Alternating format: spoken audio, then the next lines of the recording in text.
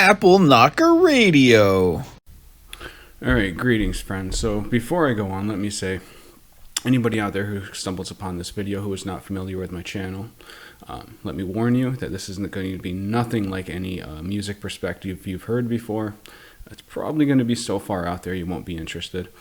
I'll go into a little bit about my frame of reality in just a minute, but I'll just let you know so I don't waste your time. This is not going to be your usual perspective on Dylan or life or anything. Alright, number 2, I want to give a quick shout out to The Cure for their comment on one of my previous videos. As this channel has grown and I've gotten more subscribers and I've gotten better interview guests, it started to make me feel like kind of self-conscious that these videos of me just sharing my wild ideas here at home were just kind of, it was making me feel like they were inadequate, and so it was making me self-conscious. And so Cure, I thank you very much for that. You're the motivation for me to just go ahead and do this video I've wanted to do for a long time. So that all being said, let's get into Bob Dylan Trickster. What do I mean by that? First of all, let me give you the general frame of reality. I'm going to say so much as the frame of reality that I believe in, because I'm still looking at things.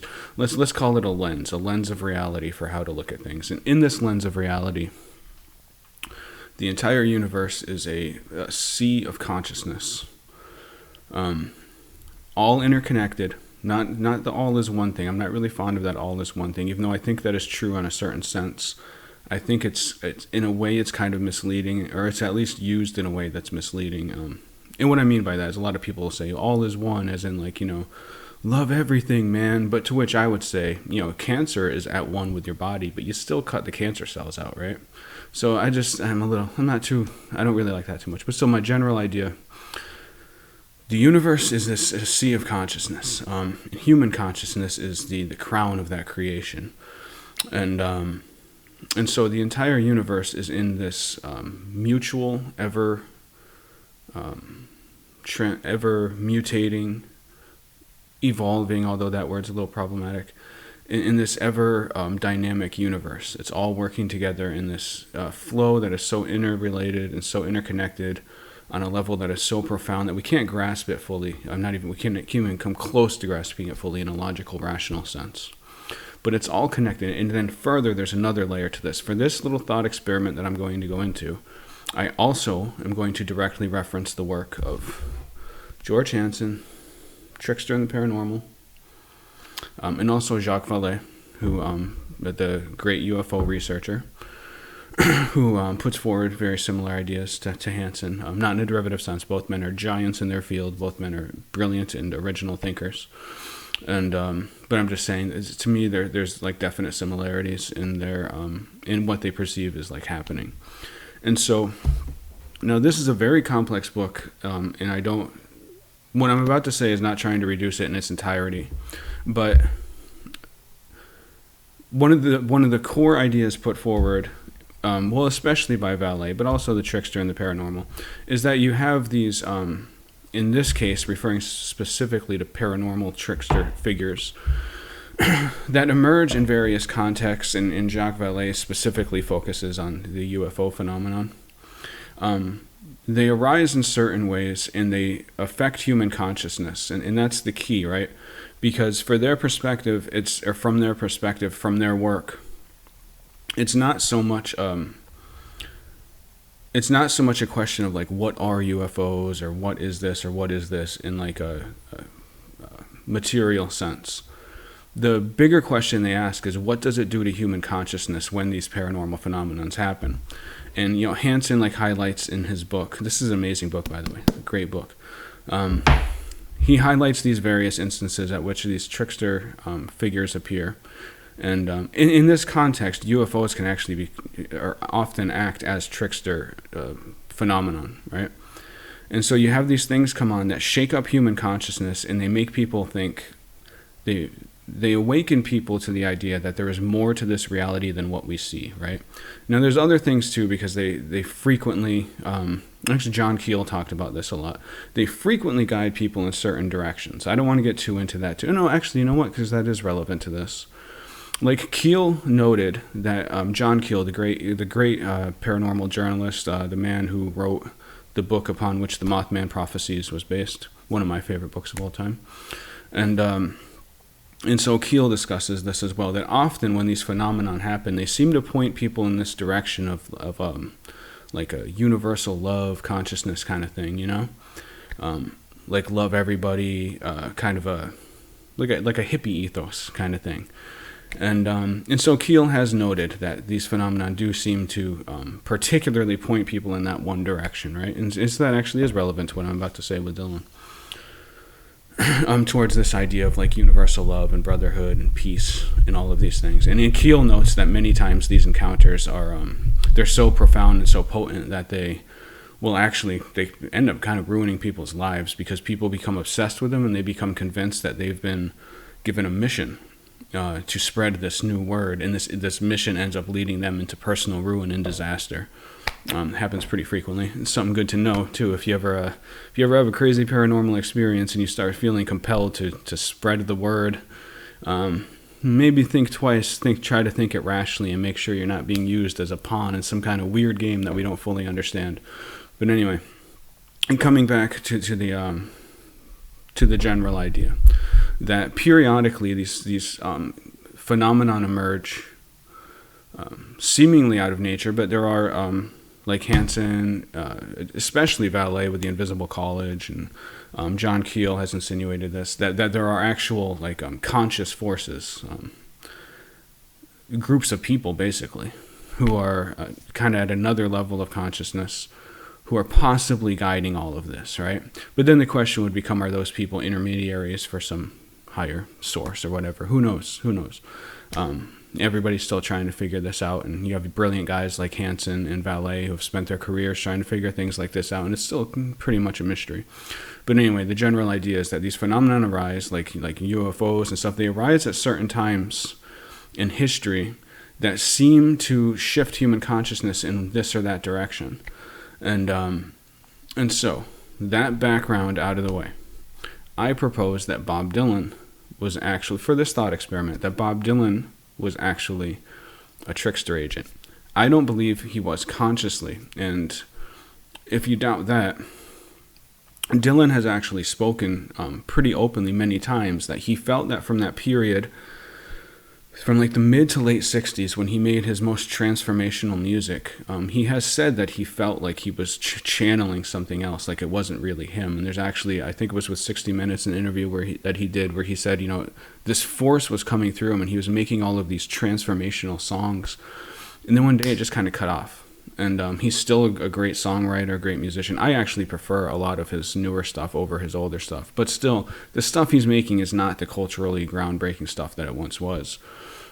Because by his own statement, he was, this force that was coming through him just kind of disappeared. Okay.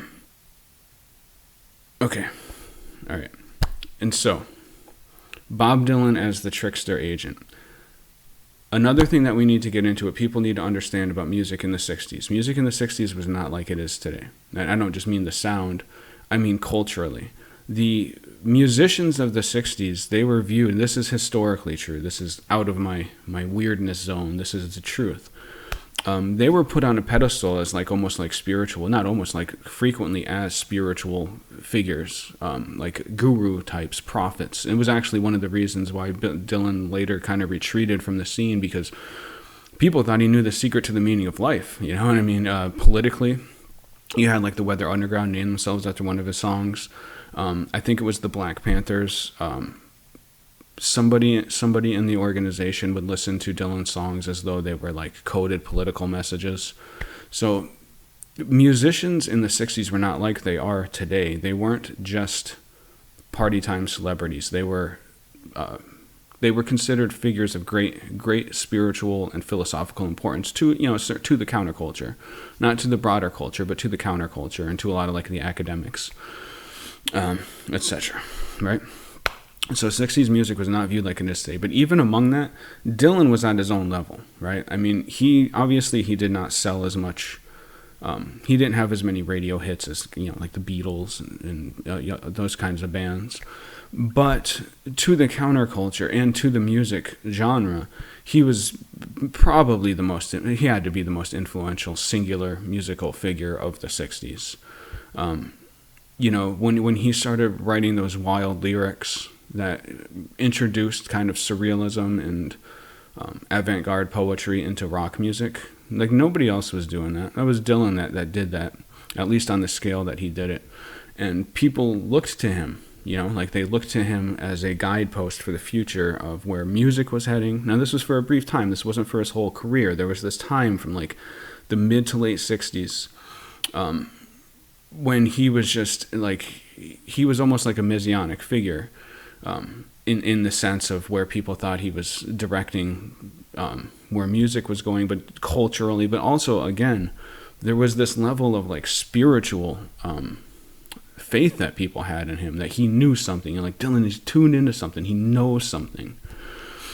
And so I would argue that there's been no singular musician who has affected human consciousness as powerfully as Bob Dylan did.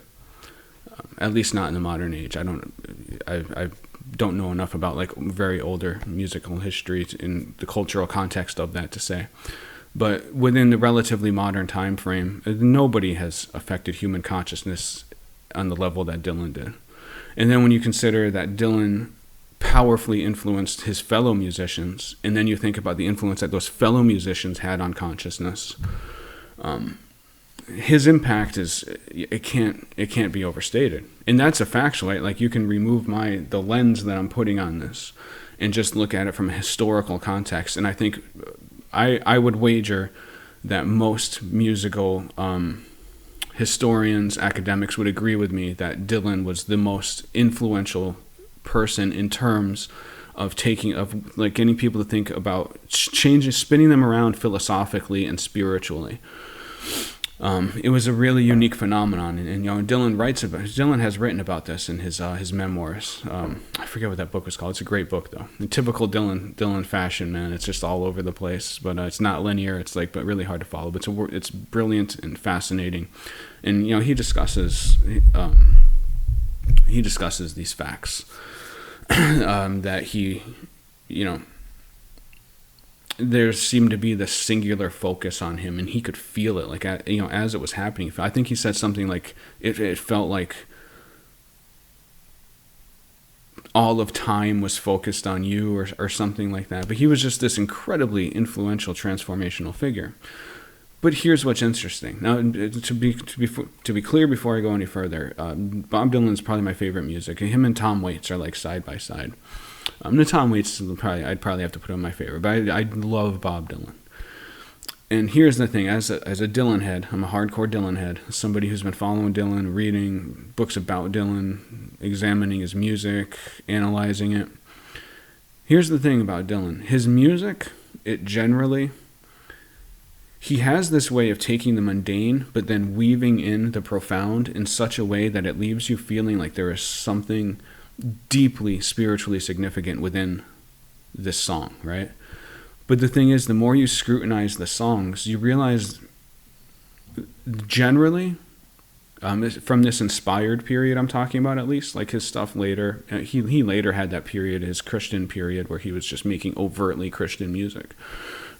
So things kind of changed. But I'm talking about that, like I said, that inspired period of the late 60s, or mid to late 60s, maybe into the early 70s, but I think it was more into the late 60s. When he was making, like Blonde on Blonde and just all of these, Highway 61 Revisited, just all of these albums that were truly groundbreaking, shifting human consciousness, making people realize music was capable of more, but not just music. It's really kind of reality was capable of more. And so, but if you scrutinize Dylan's lyrics, which are always just beautiful, right? But they always seem to be pointing somewhere profound. But the more you analyze them, or at least me, the more convinced I am that they're not actually pointing anywhere specific, right? It's not like I don't think Dylan was writing down like, this is my logical perspective on life, this is my philosophy, and this is what I'm trying to tell people. That's not how it worked. Dylan was an artist. He was moving to the inspiration of the universe. In the end result of his songs, if you like his most profound songs, the more that you analyze them, to me, you tend to come out thinking there's something there, but I don't know what it is. But in that process, in a sense, it expands your consciousness, and it's almost like a Zen koan, you know, those like, what's the sound of one hand clapping kind of thing, where it leaves you in this state, this suspended state, where you're not quite sure.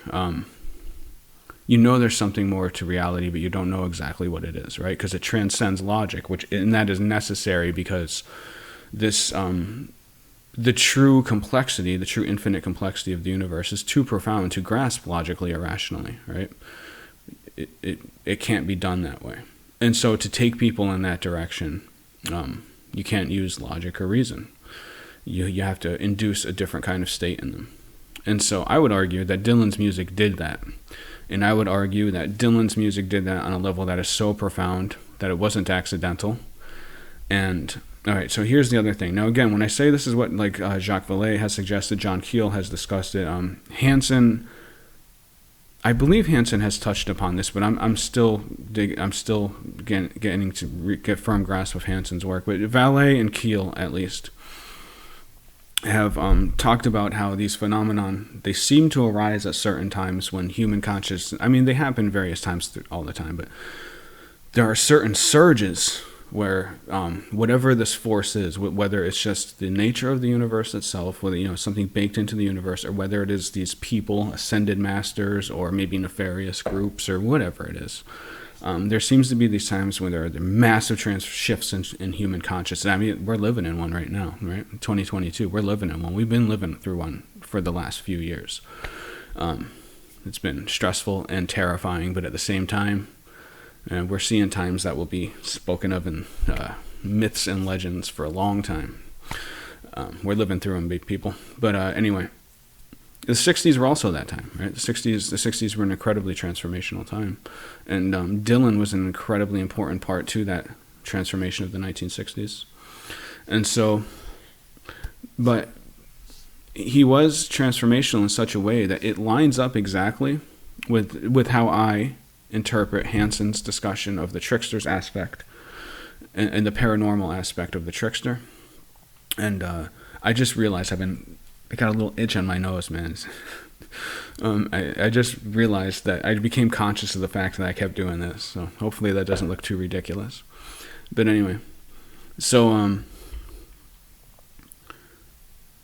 Keel and Vallée and to a degree Hansen. I'm a little careful because I'm still really deeply familiarizing myself with Hansen. I don't want to misrepresent it.